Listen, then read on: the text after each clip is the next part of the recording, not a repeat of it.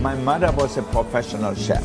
So every summer I used to go visit her at the hotel and work in the kitchen when the weather wasn't nice or whatever, mostly with the pastry chef. How old would you have been then? Like 11 or 12 years old, 13 years old. I grew up in a house where we didn't have running water or anything like that. So yeah, we had meat on Sunday, that was it. So at 14 I left my house and I started this apprenticeship in the hotel. And when I was 17, I said I have to get out, get farther away. And so I went to France. And then I worked for 7 years in France in some of the best restaurants. I started in Dijon, then I worked at Beaumanière, L'Hôtel de Paris in Monaco, Maxime's in Paris, and so forth. So then I came to the United States in '74, worked 1 year in Indianapolis. Then I moved to LA, started at a restaurant called Ma Maison, where I met a lot of the people who were important then, like Orson Welles and Billy Wilder and so forth. I always thought I want to be my own boss, so I said to do that I have to own my own restaurant. Did you not go and try and jump off a bridge? Yeah, Upon a time? absolutely. My stepfather was a terrorist. He said, you remember, you're good for nothing. So then I started to work at the hotel, and about 3 weeks into it or so, on a Sunday lunch, we ran out of potatoes. My main job was peeling potatoes, washing spinach, peeling onions. So we ran out, and then it was my fault. At the end of the service at 4 o'clock, the chef told me, you're good for nothing, you better go back home to your mother. But then I left. I said, you know, before I go home, I kill myself.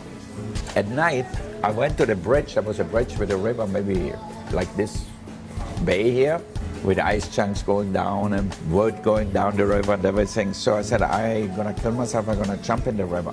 Finally, an hour later, I said, you know, I'm just gonna go back tomorrow and see what happened. I go back in the morning early, like at 7, and the apprentice who was ahead of me was so happy to see me because he thought he had to peel onions for another 9 months and do all that work. I worked at Maxime's in Paris, which at that time was amazing. The most amazing restaurant. Was a 3-star restaurant too. But also the clientele, I mean, we had everybody like Salvador Dali used to come every day for lunch, and Yul Brynner used to come for lunch, and the Kennedys were there, and Charlie Chaplin, and naturally all the What was your position there? Did you? I was a chef de partie, and then a year later I became the night chef. So I was then responsible for the kitchen after 10:30 or so. And then after that, through a friend, I found a job in America. And so I... Speaking English at that point? Not much. I spoke English because there is a charity called Save the Children. They picked me when I was 10 years old or 11 years old, and they sent me for 3 months to England. So I learned some English there. So how did Spargo come about? When I came to LA, I tried to, Indianapolis for sure not, but even in LA, I said, oh, the climate is like in Provence and everything. So to get a pizza, you couldn't get a good pizza. I said, I want to open and build a wood-burning pizza oven and make simple food like in Provence. So that's how it came along then, that when we opened Spargo in 1982 in January. And at that time I thought, okay, Spargo gonna be a little neighborhood restaurant, and I wanted to have music also and everything, but it got so busy so fast, I didn't know what to do. If I didn't tell the people to come for dinner or say, yes, come, they had to wait an hour to get a table. If I tell them no, they treated me like, you know, with every possible name calling me on the phone.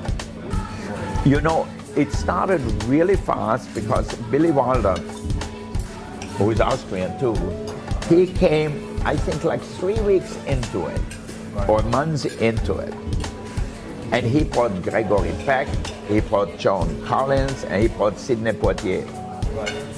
And so there were like 10 people, and all big Hollywood people.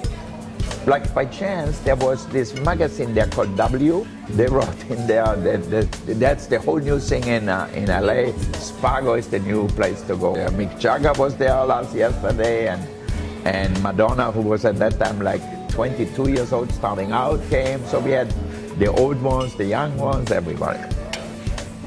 95, 96, we moved to Beverly Hills because I said I need change.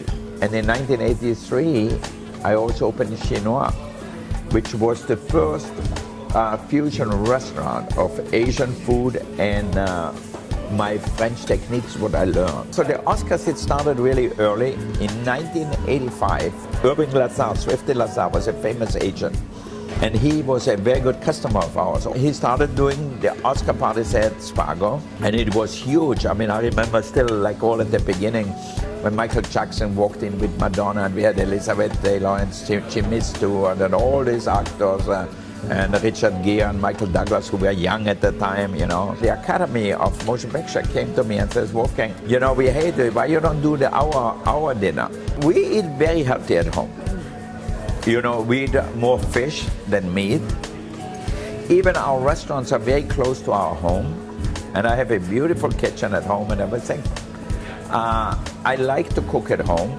So we eat at home almost every night. Do you enjoy other people's food as much? Totally, because they know, like my chefs know exactly what I like. How did cut come about? I was talking with my meat purveyor for many years. He said, you should open a meat restaurant. And then when we had this space there, so I said, maybe we open a steak place. Now the newest thing is my online cooking school.